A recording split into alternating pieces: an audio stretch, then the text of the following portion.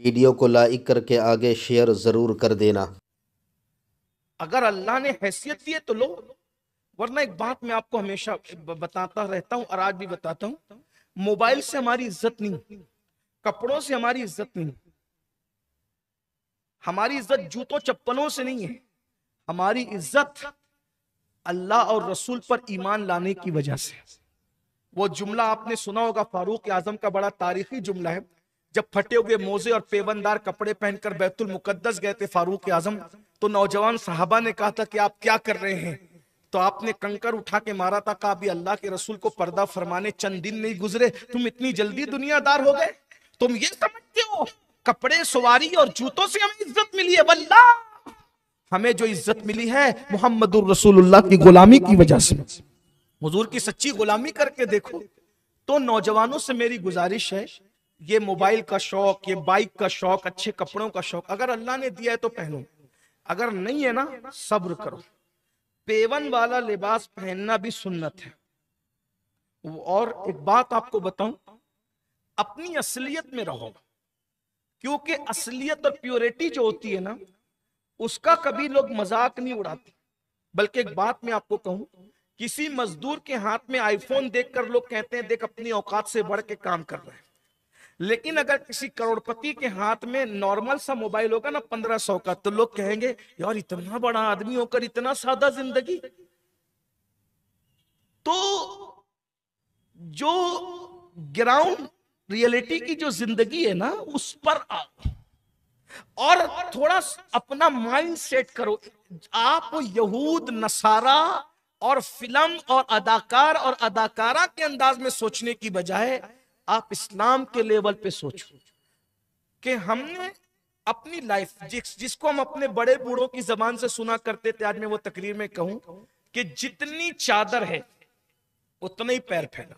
बस मोबाइल का मामला हो, कपड़ों का मामला हो, ड्रेस का मामला हो, और कारोबार के मामले में भी बहुत ऊंची उड़ान मत उड़ो।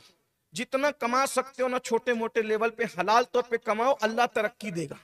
गारंटी ले जाइए, अल्लाह रब्बुल इज्जत की बारगाह में हम दुआ करते हैं अल्लाह तुम्हें तरक्की देगा। अल्लाह के कानून पे रह के कारोबार करो। कर्जा लेते हो कर्जा बढ़ जाता है, मोबाइल लेते हो बढ़ जाता है कर्जा, सूद लेते हो बढ़ जाता है। एंड क्या है? बहुत परेशान कर रहा था, हैरान कर रहा था, बार बार फोन आ रहे थे, बार बार घर पे चक्कर लगा रहा था, फांसी ले ली। आपने तो अपने हाथ से अपने पैर पे कुड़ाड़ी मारी ना मेरे भाई। मेरी आवाज जहां तक पहुंच रही है, मैं बहनों से भी कहता हूं, ऊपर वालों को मत देखो।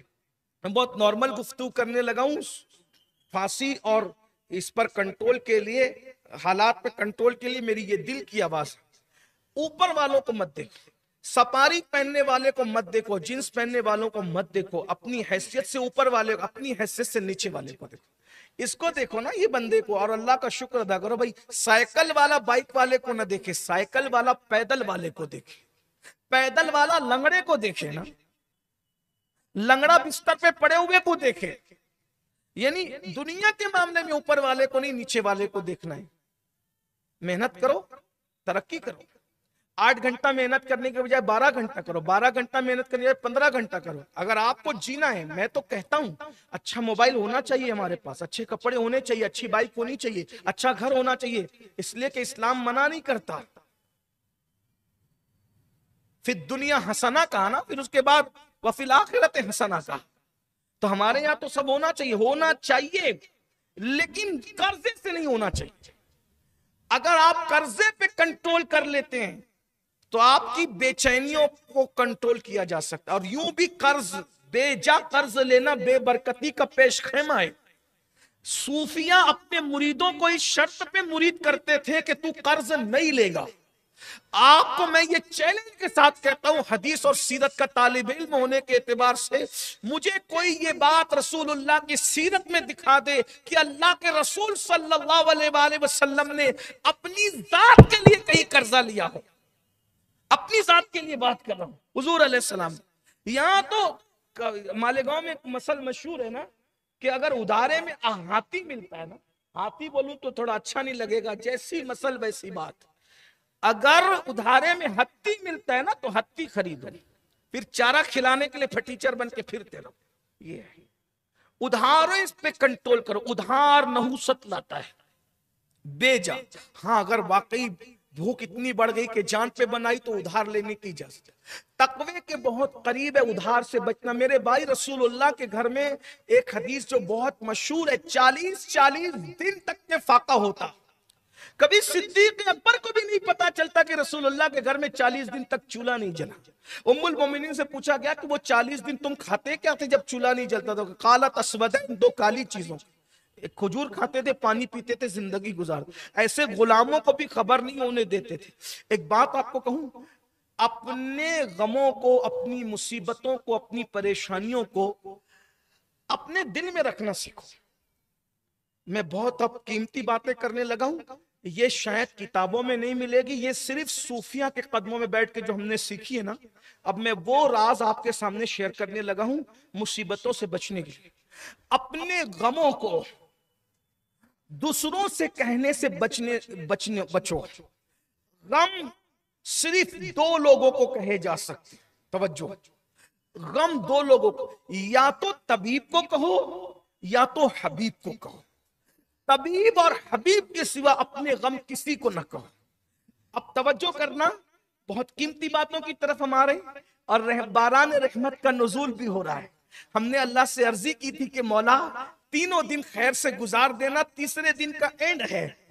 मौला ने लाज रखी, लेकिन मेरे शहर के लोगों से मैं बिल्कुल भी ना उम्मीद नहीं हूं। मैं जानता हूं कि जब यार इतनी मानता है तो मेरी कौम भी मानेगी, और इंशाअल्लाह ये सब करबलाई लोग हैं। अगर यार की रहमत बढ़ गई तो मेरी कौम छोड़ के भागेगी नहीं इंशाअल्लाह।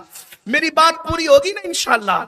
मैं बात आपके सामने, लेकिन तवज्जो करना, हालांकि बहुत फिक्रअंगेज गुफ्तगू बारिश में नहीं की जा सकती, मगर यार की मर्जी है। जब तक परमिशन मिला था ठीक है, लेकिन अब तवज्जो करें, मैं जल्दी जल्दी बात समेट रहा हूं। अपने गमों को कभी किसी गैर से नहीं कहना, अपने राज को किसी गैर से मत कहना।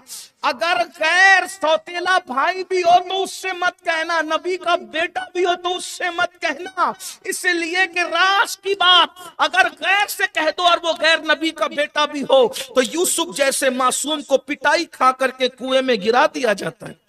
राज दूसरों से कहने से बचो, राज की बात किसी से मत कहो। इकबाल ने कहा, यार गालिब ने कहा था, बड़ी बज़्म में राज की बात कह दूं, बड़ा बेअदब हूं, सजा चाहता हूं। सौतेले भाइयों को कभी बात रख, फिर किससे बात करें? तवज्जो, बात किससे करें? अपने गम की दास्तान किससे शेयर करें? दिल कहीं तो हल्का करना होगा, तो आओ अपने अल्लाह से बातें करें। अपने अल्लाह से बातें करें, मतलब कि अल्लाह से बातें, मुनाजात करें। जब सब सो जाए उस वक्त अपने गमों के दुखड़ों को लेकर ताजा वुजू करके 2 रकात नफिल पढ़ते, हाथ उठाकर, और नहनु अक़रबु इलैहि मिन हब्लिल वरीद को पर यकीन करते हुए फिर उसे दुखड़ा सुनाओ। फिर देखो रहमतों की बरसात कैसे होती है। अपने नबी को अपना दुखड़ा सुनाओ, तन्हाई में बैठ जाओ, नाते पढ़ो, हुजूर का तसव्वुर करो। अल्लाह शय-रख से ज्यादा करीब है, और नबी अन्नबिय्यु औला बिल मोमिनीन मिन अनफुसिहिम, नबी मोमिनों की जान से ज्यादा करीब है। कुरान कह रहा है, जरा एहसास तो करो तन्हाई में तुम्हें कितना मजा आएगा ना जब तुम नबी को अपने साथ महसूस करोगे, खुदा की माइयत खुसूसी महसूस करोगे, तो ऐसा मजा आएगा, दिल में हो याद तेरी, गोशे तन्हाई हो, फिर तो खलवत में अजब अंजुमन आराई हो, आस्ताने पे तेरे सर हो अजल आई हो, और ऐ जाने जहां तू भी तमाशाई हो। तो अपने राज किसी को ना कहो। लड़कियां अपने राज किसी को, पहली बात तो ऐसी जिंदगी मत गुजारो जिसमें कुछ राज भी हो। जिंदगी खुली किताब है, लेकिन अगर कुछ राज आ जाए जिंदगी में शेयर मत करो। कुछ लोग दोस्त तो बनते हैं राज सुनने के लिए, नहीं कहना। राज अपने अल्लाह से कहो, अपने रसूल से कहो, या जो बहुत वाकई तबीब हबीब हो ना, दिल के करीब हो, उससे कहो। बाकी मैं एक बात कहता हूं कि अब तो दोस्त तो बहुत मिलते हैं, दिलबर कौन मिलता है? दोस्त तो बहुत है, दिलबर कौन है? किसी कहने वाले ने शायद ये सच्चाई कही थी कि शरीक जश्न हजार है, शरीके गम कोई नहीं, हुसैन आज भी तन्हा है करबला की तरह। आज हर हुसैन तन्हा है, लेकिन कुछ खुशनसीब मेरे जैसे हैं जिन्हें 72 का सदका मिल जाता है। मैं खुश हूं, अल्लाह का शुक्र है। अल्लाह ने मुझे 72 का सदका दिया कि मैं अच्छे साथी अता किया, अल्हम्दुलिल्लाह। अल्लाह इसे नजर बद से बचाए। तो अर्ज ये कर रहा था, पहली चीज जिना और सूद पे कंट्रोल करो। नंबर 2, अपने राज अपने अल्लाह के सामने रख, अपने गम अपने दुखड़े अल्लाह के सामने रख, अपने अल्लाह से बातें करना सीखो। बातें करने का मतलब मुनाजात करो। कभी उसको महसूस करो कि वो तुम्हारी शहरत से ज्यादा वाकई करीब है, वाकई करीब। ये कोई किस्सा नहीं है, ये कोई फसाना नहीं है, ये कोई माज अल्लाह गड़ी हुई बातें नहीं है, अल्लाह है।